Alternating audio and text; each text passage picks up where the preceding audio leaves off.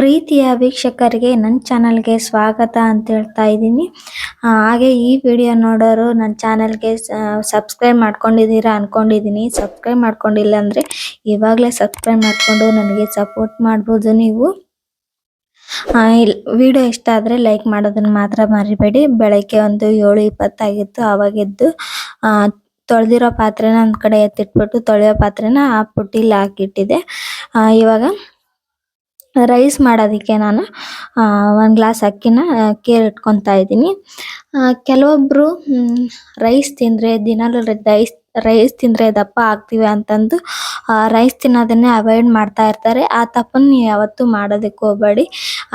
ನಿಮ್ಮ ದೇಹಕ್ಕೆ ಎಷ್ಟು ಕ್ಯಾಲೋರೀಸ್ ಬೇಕೋ ಅಷ್ಟಿದ್ರೆ ನೀವು ವೆಯ್ಟ್ ಗೇನ್ ಆಗಲ್ಲ. ಅದಕ್ಕಿಂತ ಜಾಸ್ತಿ ಕ್ಯಾಲೋರೀಸ್ ನಿಮ್ಮ ದೇಹಕ್ಕೆ ಸೇರಿದರೆ ಮಾತ್ರ ವೆಯ್ಟ್ ಗೇನ್ ಆಗೋಕ್ಕೆ ಸಾಧ್ಯ ಅಂತಲೇ ಹೇಳ್ಬೋದು. ಅದರಿಂದ ನೀವು ರೈಸ್ ನಿಮ್ಗೆ ಎಷ್ಟು ಬೇಕೋ ಅಷ್ಟೇ ತಿನ್ಬೋದು. ಅದರಲ್ಲಿ ಫೈಬರ್ ಕಂಟೆಂಟು ಆಗಿರ್ಬೋದು, ಎಲ್ಲನೂ ನಮಗೆ ಏನೇನು ಒದಗಿಸ್ಬೇಕು ದೇಹಕ್ಕೆ ಅಂಶಗಳು ಎಲ್ಲನೂ ಇರುತ್ತೆ ಅದರಲ್ಲಿನೂ. ರೈಸ್ ಒಂದು ಒಳ್ಳೆ ಆಹಾರ ಅಂತಲೇ ಹೇಳ್ಬೋದು. ದಯವಿಟ್ಟು ಯಾರು ರೈಸ್ನ ಅವಾಯ್ಡ್ ಮಾಡೋದಕ್ಕೆ ಹೋಗ್ಬೇಡ್ರಿ. ಡಯಟ್ ಅಂತಂದು ರೈಸ್ನ ಅವಾಯ್ಡ್ ಮಾಡ್ತಾ ಇರ್ತೀರ. ನಿಮ್ಗೆ ಎಷ್ಟು ಬೇಕೋ ಅಷ್ಟು ತಿನ್ಬೋದು ರೈಸ್ನ.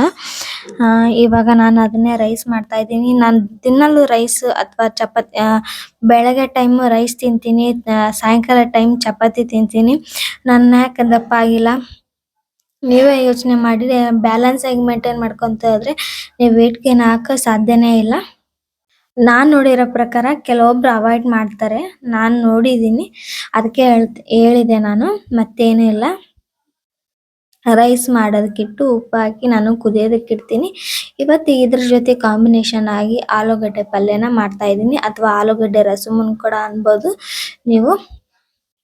ಈ ಆಲೂಗಡ್ಡೆ ತಿನ್ನೋದ್ರಿಂದ ನಿಮ್ಮ ದೇಹಕ್ಕೆ ನಾರಿನಾಂಶ ಮತ್ತು ಪೊಟ್ಯಾಷಿಯಂ ಆಗಿರ್ಬೋದು, vitamin C and vitamin B6 ನಿಮ್ಮ ದೇಹಕ್ಕೆ ಒದಗಿಸುತ್ತೆ ಅಂತಲೇ ಹೇಳ್ಬೋದು.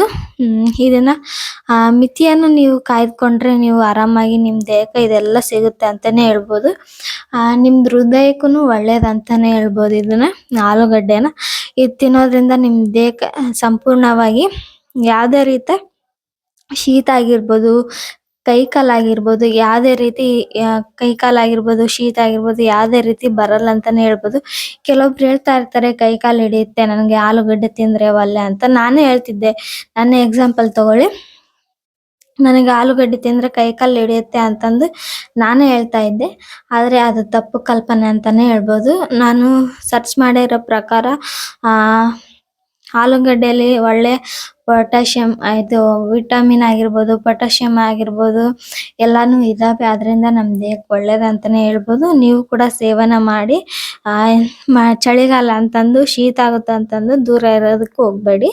ಅದರಲ್ಲೇನು ನಮಗೇನೇನು ದೇಹಕ್ಕೆ ಬೇಕೋ ಎಲ್ಲನೂ ಸಿಗುತ್ತೆ ಅಂತಲೇ ಹೇಳ್ಬೋದು. ಅದಕ್ಕೆ ನಾನು ಇಲ್ಲಿ ಆಲೂಗಡ್ಡೆ ರಸಮ್ ಮಾಡ್ತಾ ಇರ್ತೀನಿ ಆವಾಗವಾಗ. ಬೇಡ ಅನಿಸಿದಾಗ ಅಷ್ಟೇ ನಾನು ಸ್ಕಿಪ್ ಮಾಡ್ತಾ ಇರ್ತೀನಿ. ನಿಮ್ಮ ದೇಹಕ್ಕೆ ಗ್ರೀನ್ ವೆಜಿಟೇಬಲ್ ಆಗಿರ್ಬೋದು, ಮತ್ತು ಸೊಪ್ಪಾಗಿರ್ಬೋದು ತುಂಬ ಒಳ್ಳೇದಂತಲೇ ಹೇಳ್ಬೋದು. ಮಿಸ್ ಮಾಡಿದೆ ದಿನಾಲೂ ವೆಜಿಟೇಬಲ್ಸ್ ಆಗಿರ್ಬೋದು, ಸೊಪ್ಪಾಗಿರ್ಬೋದು ತಿನ್ನೋದಕ್ಕೆ ಟ್ರೈ ಮಾಡಿ. ತಿನ್ನಲೇಬೇಕು ಅಂತೇನಿಲ್ಲ, ತಿನ್ನೋದಕ್ಕೆ ಟ್ರೈ ಮಾಡಿ ಅಂತ ಹೇಳ್ತಾ ಇದ್ದೀನಿ. ಇಲ್ಲಿ ಅನ್ನ ಬಸೋದು, ನಾನು ಅನ್ನ ಮತ್ತು ಆಲೂಗಡ್ಡೆನ ಇನ್ನೊಂದ್ಸಲ ತೊಳಿತೀನಿ, ಯಾಕಂದರೆ ಅವು ಮಣ್ಣು ಇರುತ್ತಲ್ಲ ಅದ್ಮೇಲೆ ಚೆನ್ನಾಗಿ ಹೋಗಲಿ ಅಂತ ಅಷ್ಟೇ. ಅನ್ನ ಬಸೋದೆಲ್ಲ ಹರಡ್ಬಿಟ್ಟು ನಾನಿಲ್ಲಿ ಇನ್ನೊಂದ್ಸಲ ತೊಳಿತೀನಿ ಅಂತಂದಲ್ಲ, ಇನ್ನೊಂದ್ಸಲ ತೊಳೆದ್ಬಿಟ್ಟು ಸಣ್ಣದಾಗಿ ಆಲೂಗಡ್ಡೆನ ಎತ್ಕೊತೀನಿ. ನೀವು ಇದನ್ನು ಕಾಂಬಿನೇಷನ್ ಆಗಿ ನೀವು ಪೂರಿಗೂ ಟ್ರೈ ಮಾಡ್ಬೋದು, ತುಂಬ ಚೆನ್ನಾಗಿರುತ್ತೆ. ಇಲ್ಲಾಂದರೆ ನಾವು ಚಪಾತಿಗೆ ಅಥವಾ ರೈಸಿಗೆ ತುಂಬ ಚೆನ್ನಾಗಿರುತ್ತೆ, ರೊಟ್ಟಿಗೆ.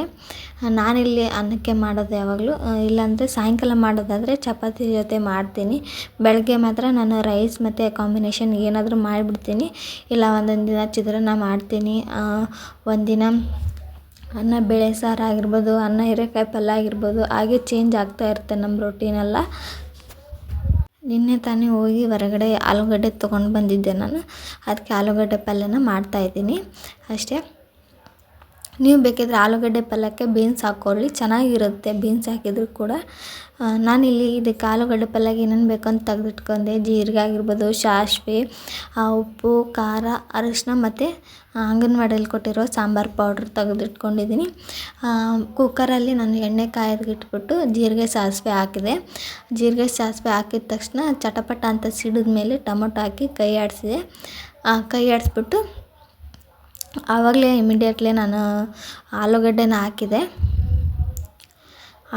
ಹಾಕಿ ಚೆನ್ನಾಗಿ ಫ್ರೈ ಮಾಡಿದೆ. ಅದರಲ್ಲಿ ಎಣ್ಣೆಯಲ್ಲಿ ನೀರು ಹಾಕದೇ ಇರೋ ಥರ.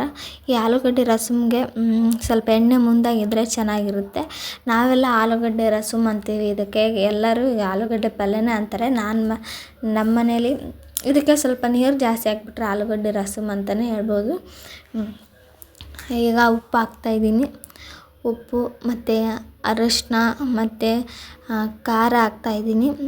ಖಾರ ನಿಮಗೆ ಎಷ್ಟು ಬೇಕೋ ಅಷ್ಟು ಹಾಕ್ಕೊಳ್ಳಿ. ನಾನಿಲ್ಲಿ 1 ಸ್ಪೂನ್ ಮೇಲೆ ಸ್ವಲ್ಪ ಹಾಕಿದೆ. ಮತ್ತು ಸಾಂಬಾರು ಪೌಡರ್, ನಿಮಗೆ ಗರಂ ಮಸಾಲ ಬೇಕಿದ್ರೂ ಹಾಕ್ಕೋಬೋದು, ಇಲ್ಲಾಂದರೆ ಬೇಡ ಅಂದರೆ ಬೇಡ. ಗರಂ ಮಸಾಲ ದಿನ ತಿನ್ನೋದು ಒಳ್ಳೆಯದಲ್ಲ, ಅದಕ್ಕೆ ನಾನು ಹಾಕಿಲ್ಲ. ನಮ್ಮ ಮನೇಲಿ ಇಲ್ಲೂ ಕೂಡ ಅದು ಗರಂ ಮಸಾಲೆ, ಅದಕ್ಕೆ ನಾನು ಹಾಕೋಕ್ಕೋಗಲಿಲ್ಲ. ಸಾಂಬಾರು ಪೌಡ್ರ್ ಒಂದೇ ಇತ್ತು, ಅಂಗನವಾಡಿಲಿ ಕೊಟ್ಟಿರೋದದು, ಅದನ್ನು ತೊಗೊಂಡು ಹಾಕಿದೆ ನಾನು. ಇವಾಗ ನೋಡ್ತಾ ಇರ್ಬೋದು, ಕೈ ಆಡಿಸಿ ಸ್ವಲ್ಪ ಬಿಟ್ಟು ಹೋದೆ ನಮ್ಮ ಮನೆಯವ್ರಿಗೆ. ಕೊತ್ತಂಬರಿ ತೊಳ್ಕೊಂಡು ಬರ್ತೀನಿ, ಸ್ವಲ್ಪ ಕೈ ಆಡಿಸ್ತಾ ಇರಿ ಅಂತ ಅಂದ್ಬಿಟ್ಟು ಹೋದೆ. ಅವ್ರು ಕೈ ಆಡಿಸ್ತಾಯಿದ್ರು. ಕೈ ಆಡಿಸ್ಬಿಟ್ಟು ಕೊತ್ತಂಬರಿನ ಹೆಚ್ಚಿಬಿಟ್ಟು ಅದರಲ್ಲಿ ಹಾಕಿ ಕುಕ್ಕರಲ್ಲಿ ಹಾಕಿ ಮುಚ್ಚಳ ಮುಚ್ಚಿ ಒಂದು 4-5 ಸೀಟಿ ಹೊಡೆಸಿದ್ದೆ ನಾನು. 4-5 ಸೀಟಿ ಹೊಡೆಸಿದ ಮೇಲೆ ಕೊನೆಗೂ ಆಲೂಗಡ್ಡೆ ರಸಮ್ ರೆಡಿ ಆಯಿತು. ಇದು ನಮ್ಮ ದೇಹಕ್ಕೆ ಒಳ್ಳೇದಂತ ಹೇಳಿದ್ನಲ್ಲ, ಅದೆಲ್ಲ ತುಂಬ ಒಳ್ಳೇದಂತಲೇ ಹೇಳ್ಬೋದು. ನೀವು ಒಂದ್ಸಲ ಟ್ರೈ ಮಾಡಿ. ಇಷ್ಟ ಆಯ್ತು ಅಂದರೆ ಲೈಕ್ ಮಾಡೋದನ್ನು ಮಾತ್ರ ಮರಿಬೇಡಿ. ನೀವು ಇದೇ ಥರನ ಟ್ರೈ ಅಂದರೆ ಮನೇಲಿ ಆಲೂಗಡ್ಡೆ ಪಲ್ಯ ಮಾಡೋದ ಅಂತಂದು ಕಮೆಂಟ್ ಬಾಕ್ಸಲ್ಲಿ ಕಮೆಂಟ್ ಮಾಡಿ. ಇಷ್ಟ ಆಗಿದ್ದರೆ ಈಗ ಸರ್ವ್ ಮಾಡೋ ಟೈಮ್, ನಮ್ಮ ಮನೆಯವ್ರಿಗೆ ಟೈಮ್ ಆಗೈತೆ ಅಂತಂದು ಬೇಗ ಹಾಕ್ಕೊಡ ಅಂತಂದಿದ್ರು. ಅದಕ್ಕೆ ಬೇಗ ಹಾಕ್ಕೊಟ್ಟೆ. ಅವ್ರಿಗೊಬ್ಬರೇ ಉಂಡು ಹೋಗಲಿ ಅಂತಂದು, ಊಟ ಮಾಡಿ ಹೋಗಲಿ ಅಂತಂದು ಅವರೇ ಹಾಕ್ಕೊಳಕತ್ತಿದ್ದಾರೆ. ಆ್ಯಕ್ಚುಲಿ ಹೇಳ್ಬೇಕಂದ್ರೆ ಸ್ವಲ್ಪ ಅನ್ನ ಮತ್ತು ಸ್ವಲ್ಪ ಆಲೂಗಡ್ಡೆ ಪಲ್ಯ ಅಥವಾ ರಸಮ್. ಇದಾಗಿತ್ತು ಇವತ್ತಿನ ವಿಡಿಯೋ. ನಿಮ್ಗೆ ಇಷ್ಟ ಆಗಿರ್ಬೋದು ಅಂದ್ಕೊತೀನಿ. ಇಷ್ಟ ಆಗಿದ್ದರೆ ಪ್ಲೀಸ್ ನನ್ನ ಚಾನಲ್ಗೆ ಸಬ್ಸ್ಕ್ರೈಬ್ ಮಾಡ್ಕೊಳ್ಳಿ, ಲೈಕ್ ಮಾಡೋದನ್ನು ಮಾತ್ರ ಮರಿಬೇಡಿ. ನಿಮ್ಮ ಅನಿಸಿಕೆ ಏನೇ ಇದ್ದರೂ ನನಗೆ ಕಮೆಂಟ್ ಬಾಕ್ಸ್ ಮೂಲಕ ನೀವು ತಿಳಿಸ್ಬೋದು ಅಂತ ಹೇಳ್ತಾ ಇವತ್ತಿನ ವಿಡಿಯೋ ಇಲ್ಲಿಗೆ ಎಂಡ್ ಮಾಡ್ತಾಯಿದ್ದೀನಿ. ಹಾಗೆ ನನ್ನ ಮಗಳಿಗೆ ಪುಷ್ಟಿ ಪುಡಿಯಿಂದ ನಾನು ಸಿರ್ಲಾಕ್ ಥರ ಮಾಡಿಕೊಟ್ಟಿದ್ದೆ. ಅವಳಿಗೆ ತುಂಬಾ ಇಷ್ಟ ಆಗುತ್ತೆ ಅಂತ ಅದನ್ನು ಮಾಡಿಕೊಟ್ಟಿದ್ದೆ. ಇದೇ ಅವಳು ತಿಂದ್ಬಿಟ್ಟು ಕುಂತ್ಕೊತಾಳೆ. ಮತ್ತು ಮುಂದಿನ ವೀಡಿಯೋದಲ್ಲಿ ಸಿಗ್ತೀನಿ. ಅಲ್ಲೊಟ್ಟಿಗೆ ಬಾಯ್.